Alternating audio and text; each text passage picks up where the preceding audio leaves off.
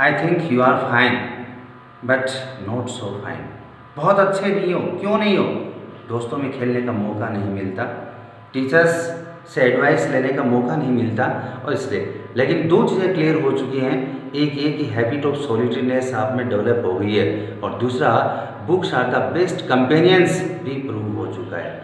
दुनिया में जितने भी बड़े लोग हुए हैं वो एकांत में रह के उन्होंने काम किया, तब बड़े बने हैं। हम समूह में रहना पसंद करते हैं, लेकिन समूह हमें बड़ा नहीं बनाता, समूह हमें इतने अच्छे अपॉर्चुनिटी नहीं देता जितना हमें एकांत देता है। And therefore I would like to congratulate you for your hobby habit of solitariness and the statement, the quotation that is proved, books are the best companions in this world। चलिए हम शुरू करते हैं tense part second.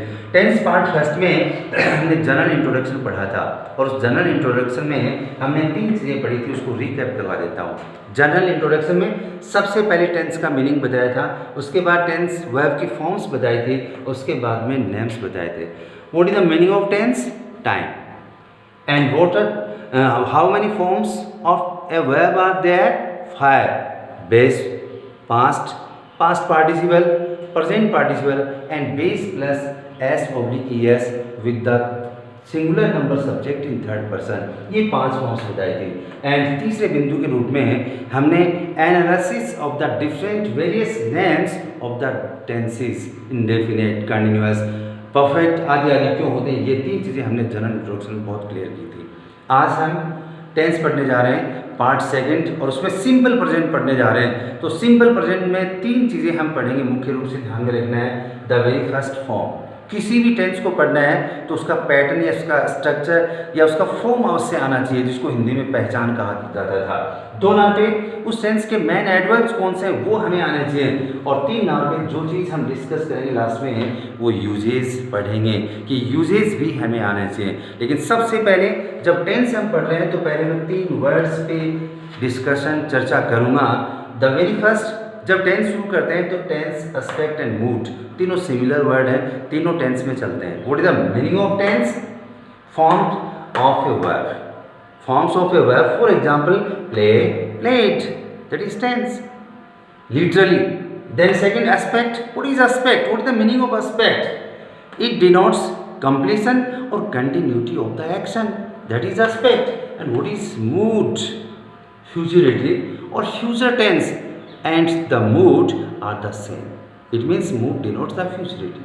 Then the very first question from where we are going to start, how many tenses are there in English? The answer is 2. The very first one present and the second past. And the second question of the day, how many present tenses are there in English? Present tense कितने होते हैं English में?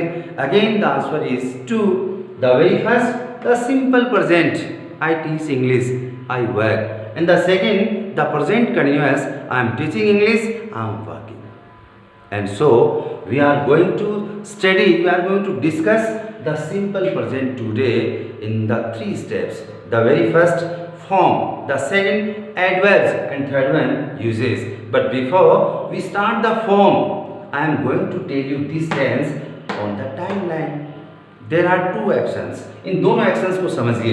The very first one, I teach English, and the second one, he reads English. दोनों sentences को मैंने MS के according दर्शाया है। ये moment of speaking है, जब ये दोनों sentences कहे जा रहे हैं, बोले जा रहे हैं, और ये इस action को दिखाया जा रहा है। दोनों ही sentences में जो beginning है, I teach English, मैं अंग्रेजी पढ़ाता हूँ, beginning is unknown here, and the ending is also unknown here.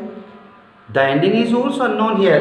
Beginning from past and ending from future.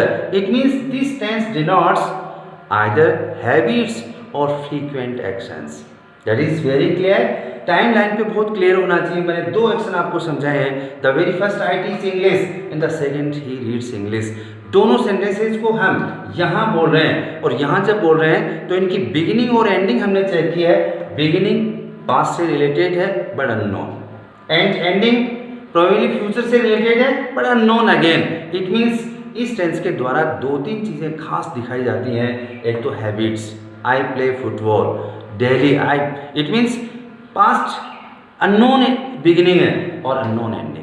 और इसी तरह से फ्रीक्वेंट एक्शन जो बहुत लंबे समय से चलता आ रहा है उसको भी डिनोट किया जा सकता है। चलिए टाइमलाइन के बाद में हम शुरू होते हैं फर्स्ट स्टेप से, that is form, pattern. Form का मतलब ये है कि इस टेंस को हमें जब यूज करना है, लिखना है या बोलना है तो हम कैसे बोलें।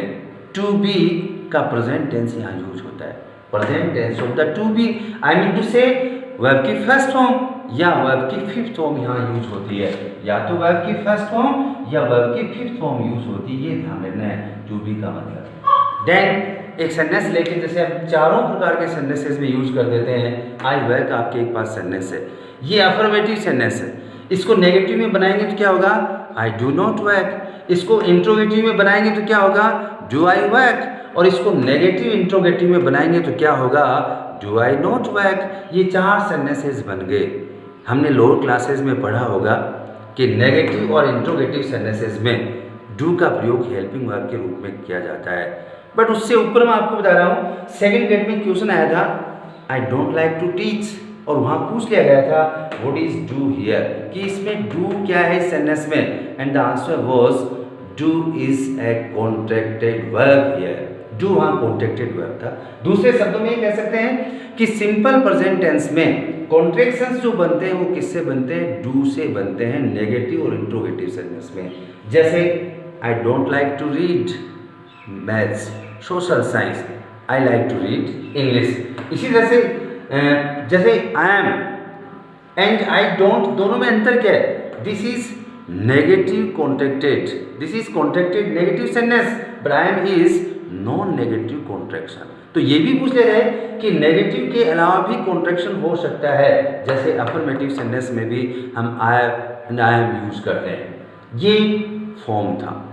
What is the form of simple present, the present tense of to be is used here. In other words either verb first form of a verb और fifth form of a verb। fifth form किसके साथ use होगा, the singular number subject in third person he she etc।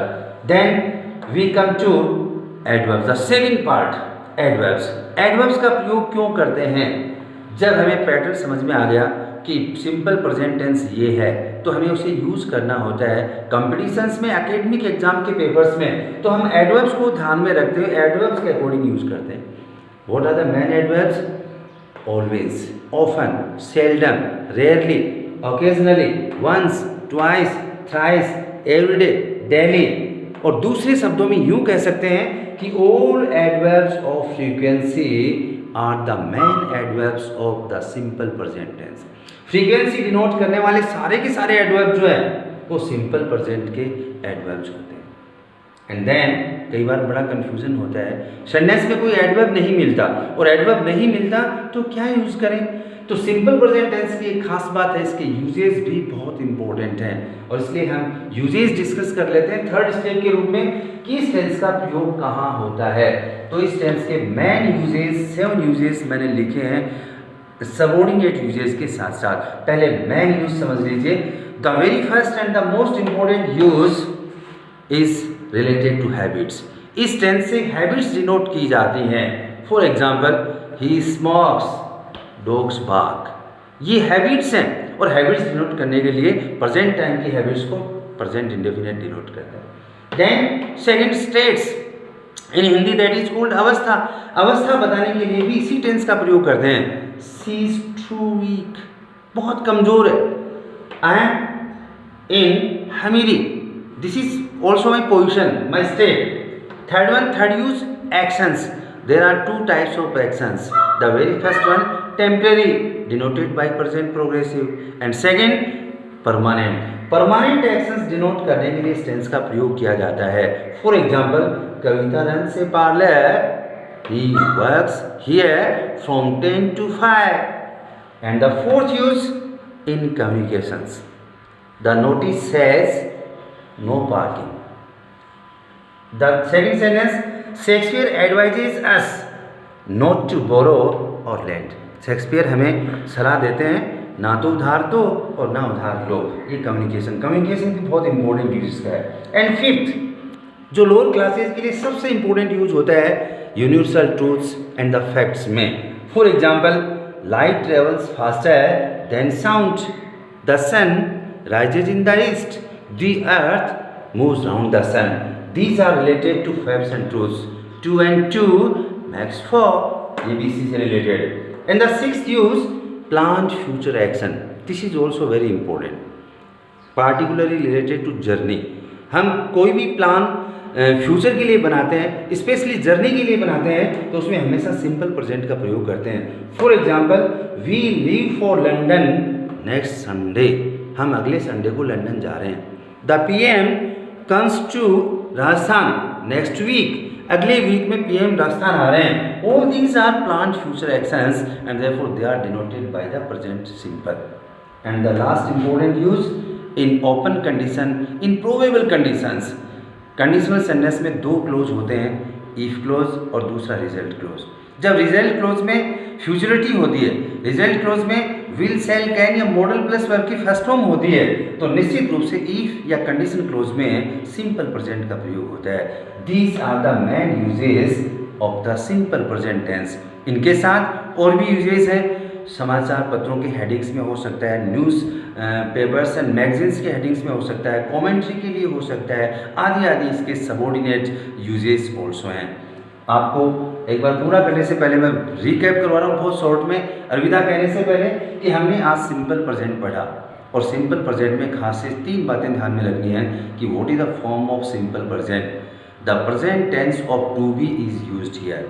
In other words, verb की first form और verb की fifth form. जो fifth form है वो सिंगुलर नंबर सब्जेक्ट के साथ यूज होगी. एक क्वेश्चन यहाँ और पुटअप होता है कि नेगेटिव और इंट्रोगेटिव सेंटेंस में कॉन्ट्रैक्शन के रूप में किसका प्रयोग होता है? कॉन्ट्रैक्टिव वर्ब कौन होती है? डू होता है. That's very simple. And the second, adverbs. किस टेंस के एडवर्ब्स कौन से होते हैं? तो एडवर्ब्स में एक ही सेंटेंस ध्यान में रखना है. All the adverbs of frequency are the adverbs of the simple present tense. And what are the main uses of this tense?